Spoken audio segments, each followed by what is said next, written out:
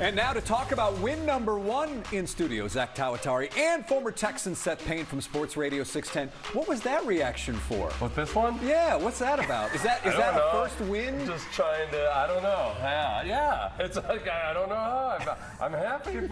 People aren't happy that I'm happy, I've learned. I've never taken as much abuse on YouTube as the people that were unhappy that I'm happy about this win.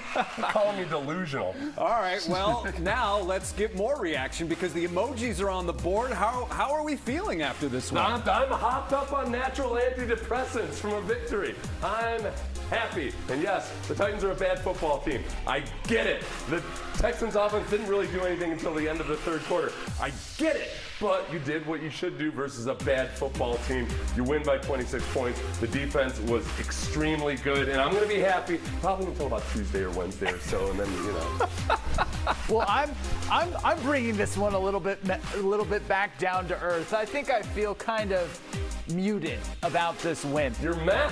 Well, I mean, I'm meh. It's whatever, because like Seth said, yes, this team did what it was supposed to do in beating a bad team in the Titans, but for me, all the issues are still there. They still didn't score in the first half, and I feel like this is kicking the can down the road, I should say. Okay, well, I was like this for most of the game because it was 6-0 against one of the, if not the worst defense in the National Football League.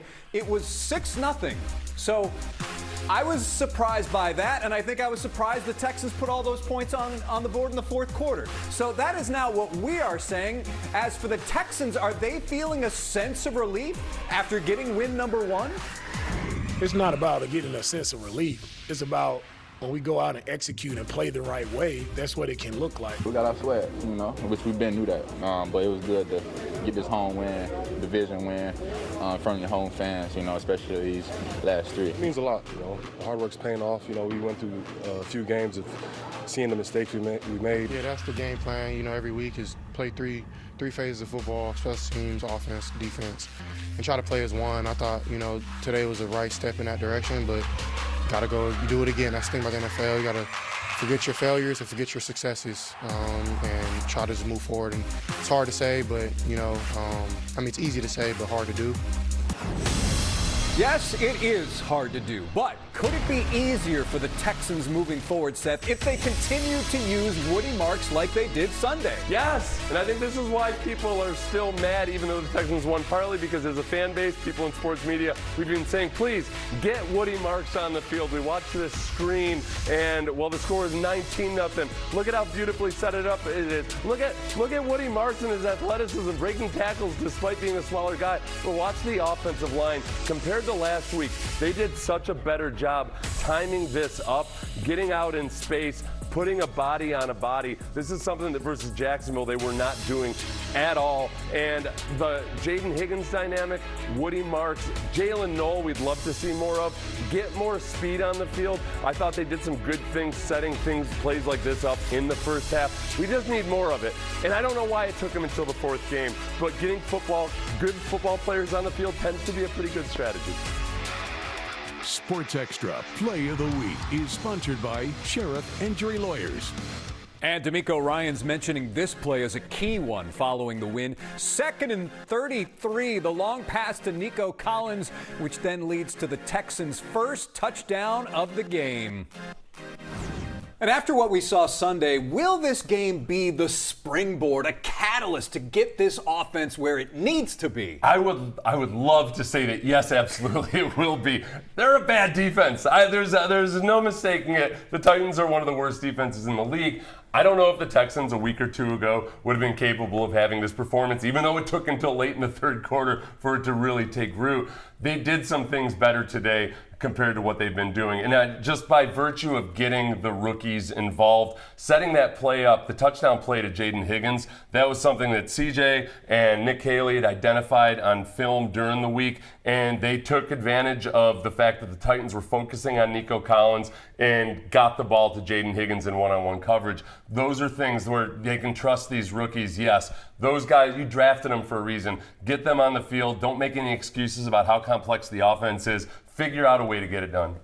Yeah, I think for me, It's a little bit of both. Yes, I do think it will be a bit of a springboard. I think that energy in any way is helpful. Jayden Higgins talked about that in the locker room after the game, just feeling that energy. And I do think them scoring all those points in the fourth quarter was a bit of a product of finally getting some momentum, right? Mm-hmm. They finally got some momentum on offense. But I don't know that it's the sign we need to know that this offense is going to break out. I think there's still a lot of work to do. The fans on our KHOU 11 Facebook page were saying unconvinced. They were not convinced. So I imagine that's much of what you were getting on your YouTube page after this game, Seth. Oh my God! I've never been felt so victimized. I was a victim. People were so mad that I was happy, and I get it. I totally 100% get it. I'm not delusional. I don't think that all of a sudden beating the Titans is the same as beating the Buffalo Bills or somebody like that.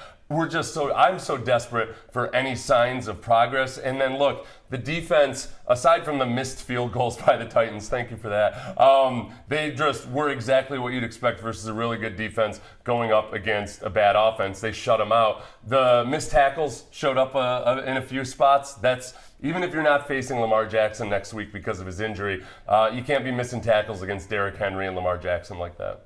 How would we assess the work of the big guys up front, considering there were only 2 sacks of CJ, but also considering this was the worst pass rush in the NFL? I thought that they did, by and large, a pretty good job.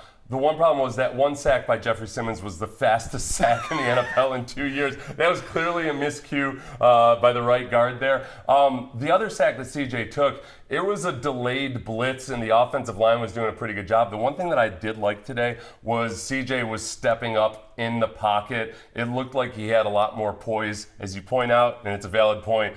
It was against a bad pass rush. So against the better pass rushers, you got to take today and build on that. But in the run game as well, it wasn't perfect. Look, they still rushed for fewer than 4 yards per carry, but they still had drives that were sustained by big runs. And the run game started to take hold in the second half the way you'd like it to see. If you just keep pounding it, and eventually it breaks open. I think that was the most encouraging thing for me, is that they did end up finally having some success running the ball, because that had really been an issue through those first 3 games. And, overall, up front, I think this line is it is what it's going to be. Yeah. They're never going to be great, but hopefully they will steadily improve. And they did steadily improve today. So you have to say they did well in that. I think that the big X factor in that is Ariante Irissery and how well he develops. Because he's going to be a better offensive tackle by the end of the year than he was in the first 3 games. And he's been the biggest problem and the biggest issue at times. So his development, how much can they leave him alone versus good defensive ends? If he can get there by mid-season, then the sum total of it could be a lot better than just one guy. And you've been in the meeting rooms, obviously, Seth. I would imagine that just having some positive plays to look at during film work certainly would set a different tone for this coming week than it would what we had seen the last few weeks and all the problems that the offensive line was having. It must at least make these guys feel a little bit better that they are actually making progress as we get into another tough game against Baltimore. Yeah, I think there's a couple parts of that. Is one that CJ last week talked about having faith in the process. It's hard to keep having faith when you're not seeing progress. You're not seeing the offense resurrect. Yeah. So you got to have that faith. And D'Amico uses these teach tapes. It's great to be able to show guys evidence of themselves doing it. When he first came in on defense, he was showing a lot of the guys on the defense film from San Francisco, and then he was able to replace that with Texans tape, showing what we want to be done and showing those guys do it the right way. I don't know if they've been watching 2005 Patriots film or whatever to show it done the right way. Right. But now at least they've got a few more things to put on the teach tape. It's just guys in Texans uniforms. And now, Baltimore's having some issues, as we saw against Kansas City. Is this a more winnable game now? I go back and forth because I think, wow, the Ravens with that 1-3 record, now they're even going to be even more fired up. But you don't have Lamar Jackson, possibly. We don't know what the extent of his injury is at this point. But I can go back and forth. How do you guys feel about this one? Oh, well, I mean, not having Lamar Jackson on the field is always a plus for whichever opponent. 2-time MVP, probably should have been a 3-time MVP. the combination between him and Derrick Henry especially is something that gave this Texans defense a lot of issues. They had a lot of miscues, a lot of bad reads last year at home. So going on the road, it'll be easier without Lamar Jackson, but there's a lot of, like, there's a Derrick Henry who, I don't know if you guys remember, except for in 2023 where somehow they magically shut down Derrick Henry, he's had the Texans' number by and large most of the times he's played. So with or without Lamar Jackson, that's a big worry. I think without Lamar Jackson, there's obviously a more decent chance that they're able to pull off a win. But here's my biggest concern if they do have Lamar Jackson. The Ravens have scored 40, 30, and 20 points in their 3 losses. The Texans have only scored 20 points or more in a win. Right. So to me, that's concerning because I just feel like this team can't keep up with that kind of firepower. And look, the first 3 quarters today, it took them to the end of the 3rd quarter to finally get into the red zone for the 5th time this season. And I've watched Ravens games this year where I think they might have been to the red zone 5 times in the first 4 drives. And I do appreciate those of you that said that once the Texans did reach the red zone, there was a good chance that they would finish that drive out of the red zone, because we've seen that happen today. That was a good joke. Yes. The Texans have a way of working backwards, but it was all about moving forward on Sunday as the Texans beat the Titans. Seth Payne from Sports Radio 610, thanks for being with us tonight on Sports Extra. Not delusional.